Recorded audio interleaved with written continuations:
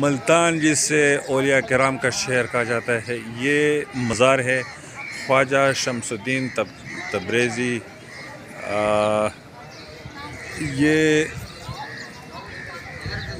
1200 ہجری میں پیدا ہوئے تھے اور سن 1300 میں کچھ اس طرح سے محمد تغلق کے دور میں وفات پا گئے۔ اسلام کے لیے اس نے بہت زیادہ خدمات ہے، اور اس خدمات کے سلسلے میں اللہ تعالیٰ نے اس کو اتنی عزت دی ہے کہ آج تک اس کی مزار کے لیے لوگ آتے ہیں۔ یہ ملتان میں واقع خواجہ شمس الدین تبریز رکن الدین عالم اس کو بھی کہا جاتا ہے۔